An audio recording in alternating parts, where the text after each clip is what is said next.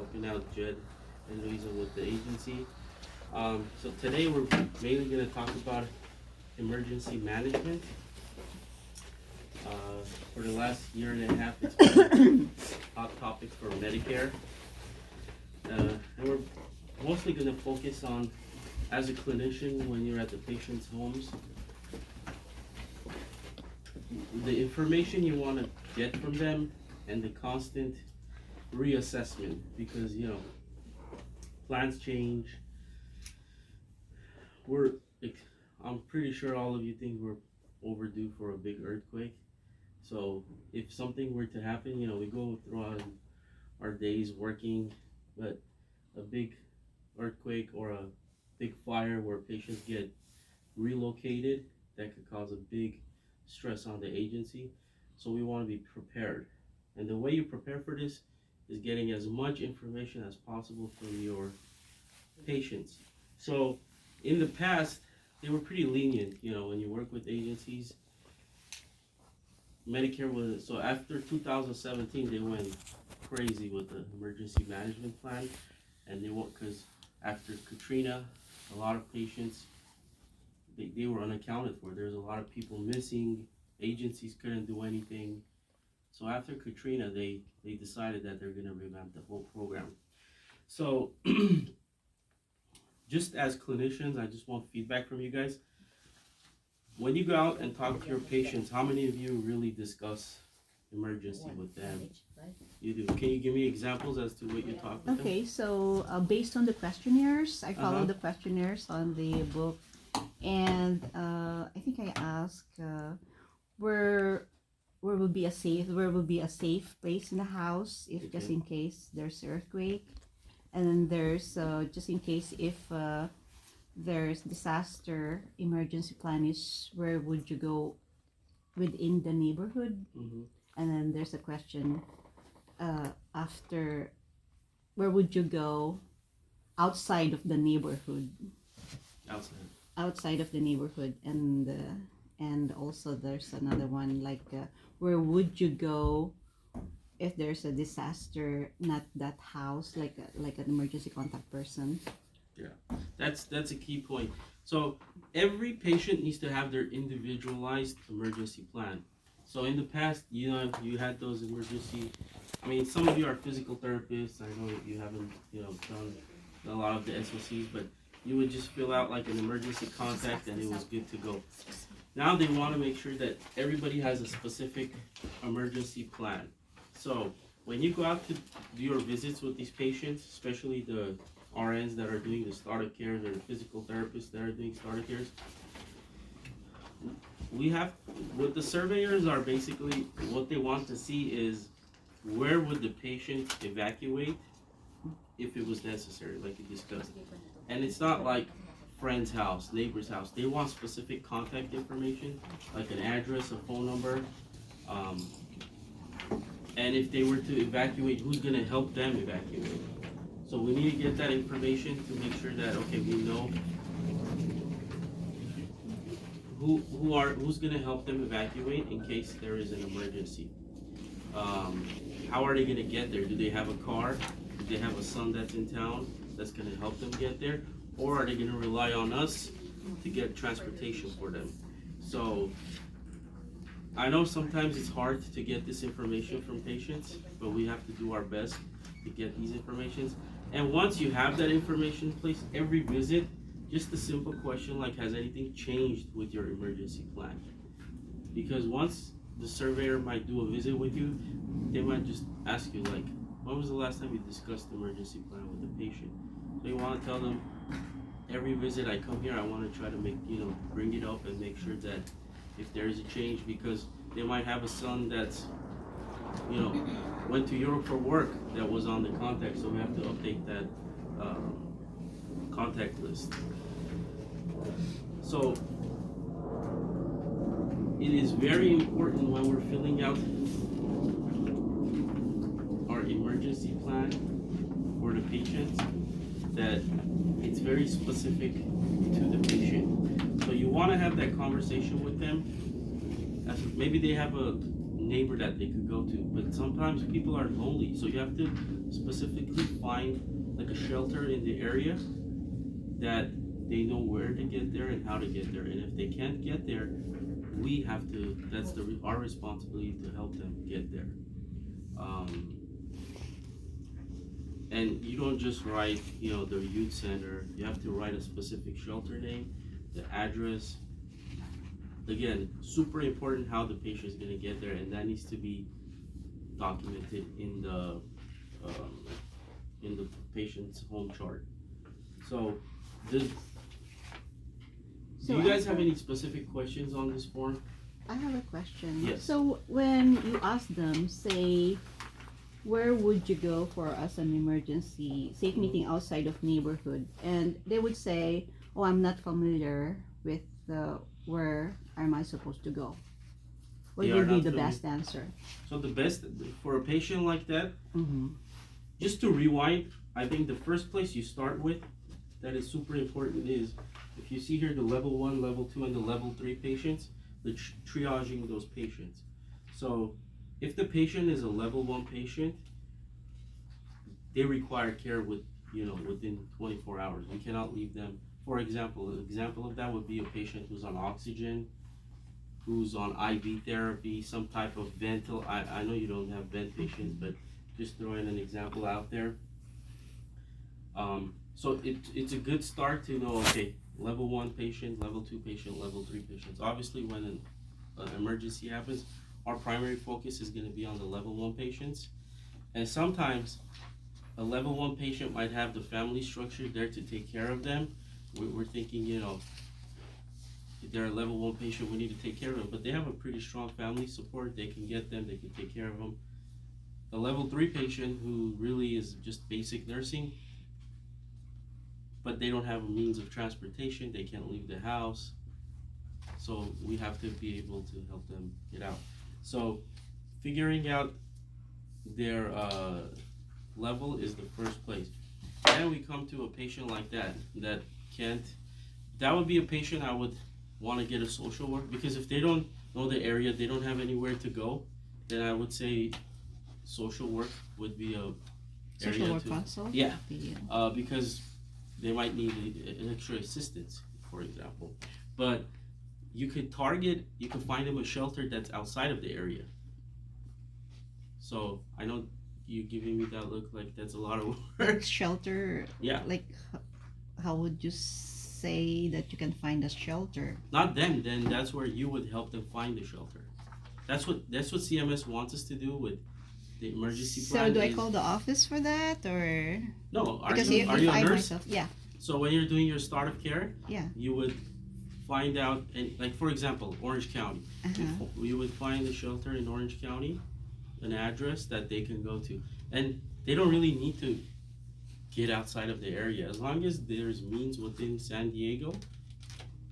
Find them a shelter in San Diego. So are you suggesting like because I don't have that information, so the office may help We with Google the it. list? We just Google them as well. Yeah, That's you what just we do. Google- If you tell us something, you- we Google it and we put it there. That's what we do too.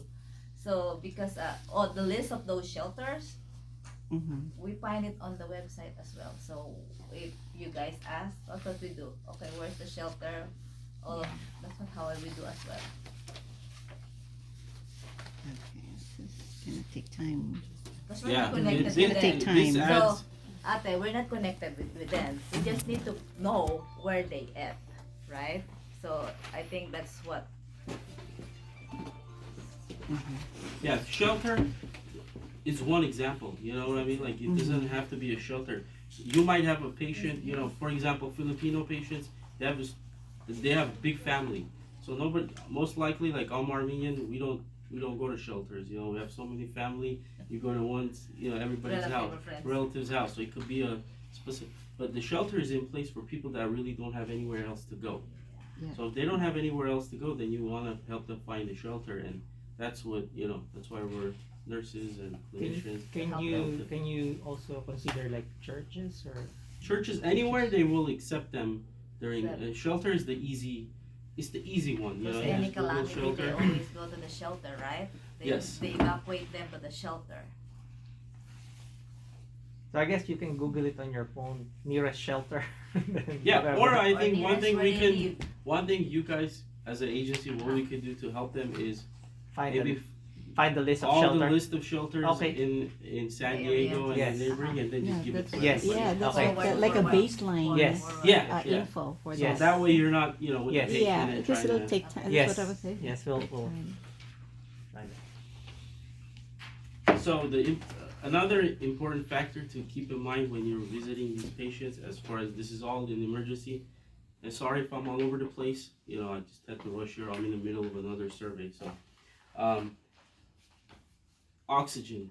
If a patient has oxygen, we need to be really vigilant about that. And last time we talked about this too. They need to have a sign outside the door. If they have oxygen tanks, those need to be secured.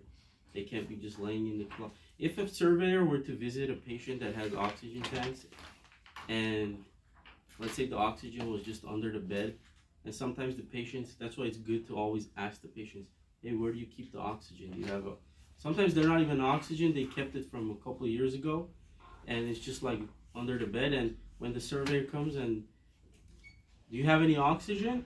And they're like, yeah, here. Opens the closet and there's like 20 tanks in there. That I'm telling you a real life story. The survey just stops because that's a big hazard where it can blow up. And then if they're in a apartment. So where do you put those tanks? So when usually the DME companies, they give you these The it's one like with the this little wheel. wheel thing that Yeah. you put on them. It's like And a lorry. they have a chain. It's not just, you have to make sure it's secured in place. If the patient is on oxygen, they will check on that. Another thing is, Concentrator. But what I found usually most of the time with patients who have Mhm. oxygen, they are on concentrators, like just like a box. yeah, So you think that's safe enough? the concentrator. yeah, The concentrator is yeah, fine. so that's We're talking the about the tanks. Yeah, the these are the tanks. the e-tanks, those Yeah, the green little cylinders. bottle So where do you cylinders. keep those tanks? You could keep it in the bedroom, Is it but okay? just not on the floor, not laying around. It's part of this As long as it's emergency standing thing. up, Yeah. right? On Yeah, the- standing up and Yeah. secured. Security. Yeah. They Okay. check for that. Yeah, Okay. it's super important. And if a patient is on oxygen, it's right here. One of the things to fill out is how much oxygen do they have. For example, if they're on 2 liters or 3 liters, you want to make sure they have a backup for like 3 days. So if something were to Makes happen sense. and we can't get them oxygen for 2-3 days, that might be a big problem for them. If they're on concentrators, if they were to go, you got to figure out, okay, maybe they need a backup tank, because if power were to go out, then how are they going to use their concentrator? So having backup oxygen, like maybe because patients with concentrators, they plug them into the power. If there's no power, that's not going to work. Would that be like well, whoever DME company who supplies the concentrator should have like a backup for the Yes, but oxygen it's our concentrator? responsibility to make sure they have it. That's just the way CMS Is it like a looks at it. standing? Is it a standing from the DME? I'm not sure with the Every suppliers. DME company does it different, but if So- you So you just have We need to to make check. sure as a company or as a home health nurse that this patient has something to use in for a case, backup. for a backup Backup. in case those disasters, or So pop up. backup means the tank. Tank, right? yeah, Tank, O2 yeah. Like how many tanks. tanks will they need? One, it's only 3 days. Yeah, one tank. One And tank. it all But you depends can on store it if in they're the on house. continuous use. You know, And there's you a can store it. formula that the DMEs use that they give you 1 tank, 2 tanks, 3 tanks. And I have a little cheat thing for that. I don't have it with me, but I could give it to you guys where you could do the calculations on how much oxygen the patient needs.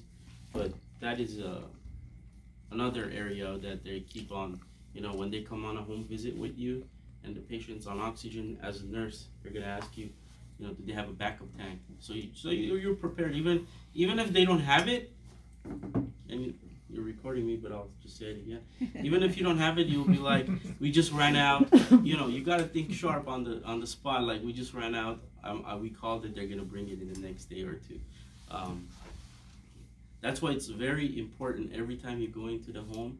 Anything is like oxygen, medications. You want to make sure that it's replenished. You want to make sure they have their list of medications, because any moment, I live in Los Angeles, and the other day we got a big 4.0 earthquake. You know, any moment an earthquake can happen, or even last year, wasn't the fire real close to you guys, and some patients had to evacuate. So it's good to be vigilant about this stuff. You were saying about the oxygen, right? Needs to be specific. Yeah. The Yeah. leader. Oxygen, I don't think you guys do a lot of vent or CPAP, any of No. that stuff, right? What about IV? Not really. Not really. Okay, that's But if you another wanna thing. Is discuss if they That would be fine. This is we're already here. IV, you know, if the patient's on IV again, if something were to happen, you want to make sure that they have enough medications. Usually, what the guideline is 3 days. The 3 day supply of their meds, their supplies. As a nurse, when you're in there, as a clinician, you want to just make sure that they have enough supplies. If something were to happen, then for 2-3 days they'll be okay until we find, you know, an agency that's gonna deliver. How we're gonna get the stuff to them. You don't. I'm sure you don't do a lot of no vents, right, at all. No. No infusion. Just a quick question again. Yes. Okay, I just remember. Patient says the patient is not on oxygen within our visit, right? So Okay. within this episode, now the patient says, "Oh, I have an oxygen tank in my garage that Mhm. I use only when I needed it." So only when But you that's need it. yeah, only when she needs it. But she has it for a long time. It's not the Still part of Our- the medication. yeah. Yeah, our- that Because it's a PRN. I would call your director, and I would run that by the doctor, because they need to, you know, we need to let the let the doctor know. We need to get an order if they're gonna be taking it. Yeah, they can't just, you know, be taking oxygen. And where did they get the tank from? It's in the garage, so you gotta investigate all of that, because what you just the question you just asked will happen on a survey where you don't even know, and then they're like, They showed it. they bring like seriously like bottles of medication, and they're like, here, and the nurse is like, the poor nurse is just sitting there like, you never showed it to me, you know. It's so it's okay if something like that were to happen on the survey. They want to see how are you gonna respond, and the way you would respond is, okay, you know, first you let them know they never told us about this. Then you would call the office, report it, educate them on the safety of keeping your oxygen in the garage, how dangerous it is, and Then call the and then, you know, let the doctor know, and hopefully we get an order, or even look see if there's even oxygen in there. You know, the little meter will show you. So it will happen, but things can during the survey, things can go south. You know, you might the patient's daughter might just bring something. It's okay. What you need to understand at the moment is they want to see, okay, do you know the process of some, if even you might go on the day of the survey, they have a brand new medication that's not on the list. So you take the medication, you look at it, you call the office, report it, let the doctor know, and then put it on the mid list, because it happens. You know, patients get new med. Now, where you can have a problem is if that patient had that medication that was from 40 days ago, and they're taking it, but it's never on the med list, and it's actually a duplicate of some other medication. Then that's a big problem.